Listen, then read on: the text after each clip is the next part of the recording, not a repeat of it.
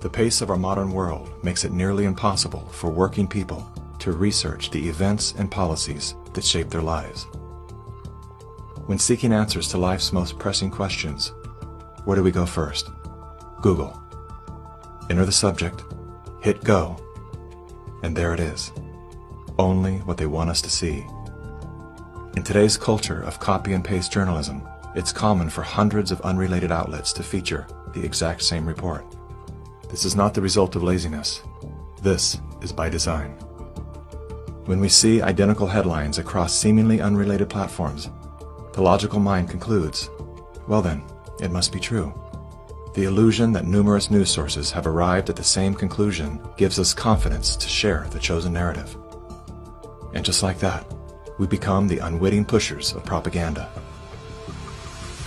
Search engines are the holy grail for those seeking to control the narrative. Google is already more powerful in terms of its control over people's lives than almost every government on the planet. As the most influential search engine in the world, through its ubiquitous reach, Google has more power to influence U.S. elections than any foreign nation. You testified before this committee. You said in subsequent elections, Google and Facebook and Twitter and big text manipulation could manipulate as many as 15 million votes in a subsequent election?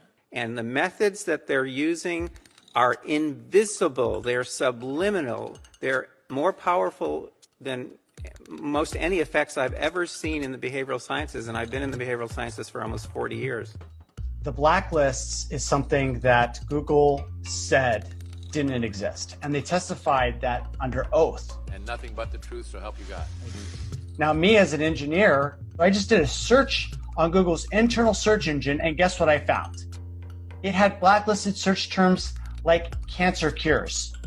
Why is Google deciding what people can and cannot search for? What was once an efficient tool for navigating the world of information is now a network for global surveillance, data collection, and social engineering. Now let's take a look at a few of the most commonly used fact checkers, beginning with Snopes. The husband and wife duo of David and Barbara Mickelson founded Snopes.com in 1995. They had no journalism background or training whatsoever. They built their fact-checking empire by using Google as their primary verifying source. The Mickelsons divorced in 2015. Barbara sued David for embezzling money that he allegedly spent on prostitutes, as well as a lavish honeymoon with his new wife, who worked as an escort in Las Vegas before joining the Snopes cast of characters. In 2017, David Mickelson's new business partners filed a lawsuit accusing Mickelson of multiple counts of fraud and embezzlement. Snopes proclaimed to be the internet's go-to source for discerning what is true and what is total nonsense. Yet one glance at their history of fact-free checking tells another story. When Dr. Mikovits claimed she was arrested without a warrant and jailed without a charge, Snopes rated her statement false. Had they bothered to explore the arrest documents, they would have seen that indeed there was neither a warrant nor signatures to officiate a charge, a fact that I confirmed with members of Dr. Mikovits' legal team. Was there a search warrant? No. And was she ever charged? No. Never charged with a crime. 100% correct. Judy has never been charged with any crime. Facebook's fact-checking arm, PolitiFact, is owned by the Poynter Institute, which has received substantial funding from big pharma allies such as Google and the Bill and Melinda Gates Foundation. Like Snopes, PolitiFact has a history of misleading the public. In late January of 2019, PolitiFact, Snopes, and FactCheck.org raced to squash the notion that coronavirus and its treatments were patented. They reviewed only 3 of the 4,452 publicly available patents, which unmistakably show that SARS coronavirus detection and treatment had been widely patented by both the public and private sectors.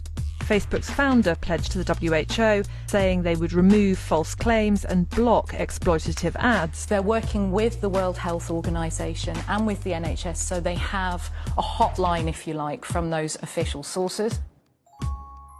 Wikipedia is the go-to destination for introductions to people, places, and things.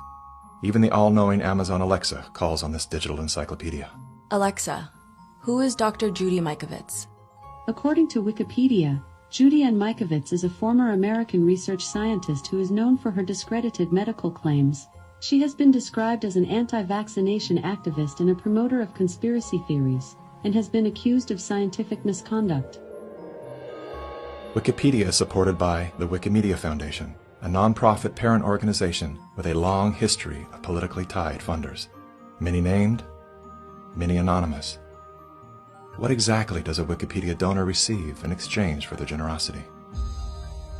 What began as an unbiased open-source platform is now weaponized to undermine the work and reputation of anyone deemed a threat to its stakeholders. And once they smear you, they lock you out for making corrections to your own bio. In summary, most independent fact-checkers are neither independent nor factual. Simply put, they are political spin machines.